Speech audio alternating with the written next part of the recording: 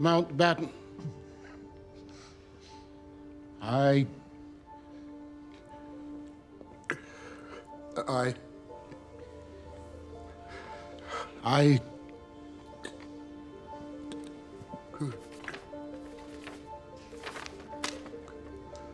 grant you and the heirs male of your body, lawfully begotten. The moment he got nervous and he couldn't find his words, he pulled out his notes and started reading from the notes. This is a safety strategy a lot of people employ because they're scared they might not remember. But the problem tends to be because they bring their notes, they never give themselves the chance to speak off the top of their head. Now in this case, he had the notes and that was a good thing because it didn't seem like he rehearsed or practiced what he wanted to say. Because when you've practiced it over and over again, it becomes automatic in your memory and it just comes out. But it seemed like he had no idea where to even start. So if you haven't practiced at all, then it helps to have some notes there, especially if the specific words are of importance. If you have to say those specific words in that specific order, then have notes. You don't have to memorize everything. But if each specific word is not as important, then you can say the words out loud so many times that it commits to memory, which in this case, it doesn't sound like he did. But also he has some health problems going on, and when your brain is so distracted by other things, it can't really remember what you practiced. So in this case, his notes did save him. But it's better just to walk in with your notes so you don't have to pull them out halfway and people realize you forgot or you don't know what to say. So commit to either having notes or not having notes.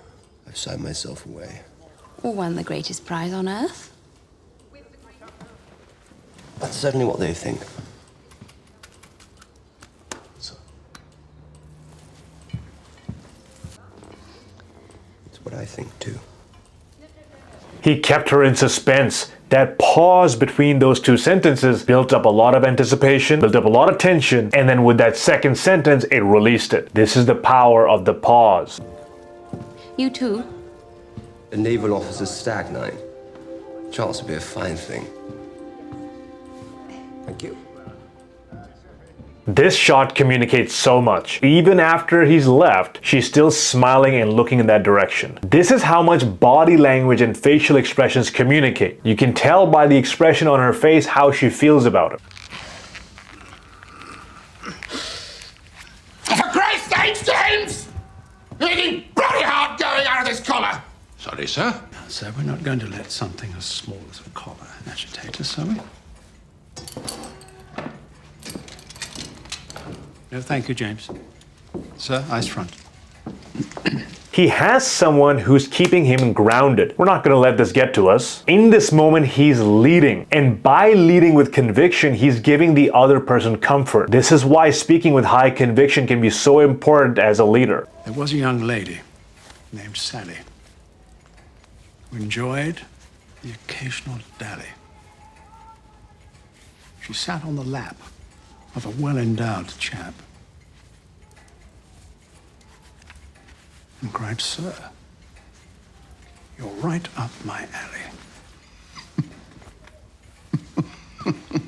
How quickly did he change his mood? He distracted him, he led with assertiveness and conviction, then he told him a poem that was funny, and that immediately changed how he behaved. This is called having influence. To join together this man and this woman in holy matrimony. You can hear how he pauses after every word or two to emphasize each and every word. Who giveth this woman to be married to this man? I, Philip. Take thee, Elizabeth Alexandra Mary. Take thee, Elizabeth Alexandra Mary. Elizabeth Alexandra Mary. I, Elizabeth Alexandra Mary. Look at the difference in their eye contact. He's looking directly at her, he's confident, he's assertive, while she's looking away. She's more nervous, she's more anxious about this. To my wedded husband. To have and to hold. You can see her eyes flicker like she's just not sure, and her voice is very, very quiet. You can put all these things together and see a pattern of behavior. To have and to hold. She's looking around for reassurance and comfort. To have and to hold. That smile came off so fast. She couldn't even pretend. From this day forward. From this day Her breathing is intensifying. So much is being communicated visually through the body. Worse. Look at how different his expressions are. Richer for poorer. For richer, for poorer. In sickness and in health. In sickness and in health. Just with his facial expressions, he's giving her reassurance. She's trusting him. To cherish and to obey. You can tell she has a lot of faith in him. Perfection. Your Highness. You have to hand it to her. It's quite a victory. There wasn't a single person supported the match. Not a single ally at court or in government. Yet here we all are. Another reminder how people closest to you are the ones talking crap about you. This happens in your friend group, it happens at work, happens everywhere. Oh, Papa. If your marriage is as happy as mine has been, I don't want you to miss a single thing. Lilibet, they're waiting. Thank you.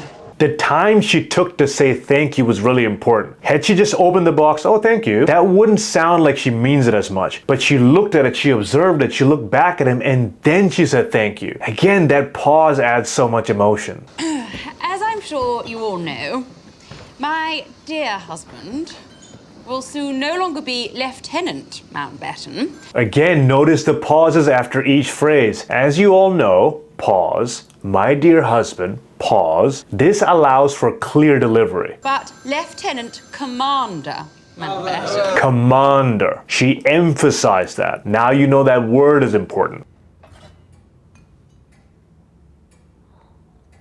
You can tell by both their faces that there is tension. There's tension they feel. Not everything needs words to communicate the message. This is why when you're speaking and people can tell by your face, your body language, how you feel. And they will perceive you based on what they see. Communication is not just what you say, but also how you look. As you are, Prime Minister. What this nation needs is several years of strong, steady, experienced administration.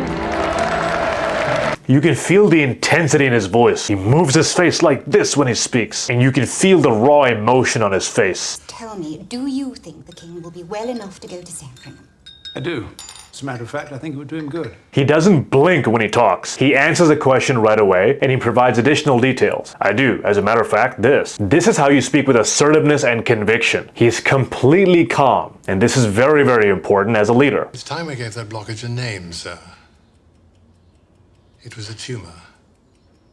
A malignant tumor.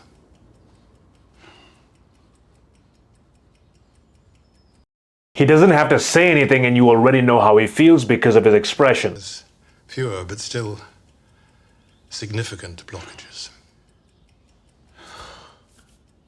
Notice the hands. When we get stressed and we get anxious, we start doing this. You start seeing this in public speaking a lot. People get very nervous and, hey everyone, how's it going? This is a way to relax and comfort ourselves. It could be years. More likely, months. It could be years, or likely months. His tone reflected the kind of news he was sharing. It was dire news, therefore he spoke in a much lower voice. She is the job. She is the essence of your duty. Loving her, protecting her.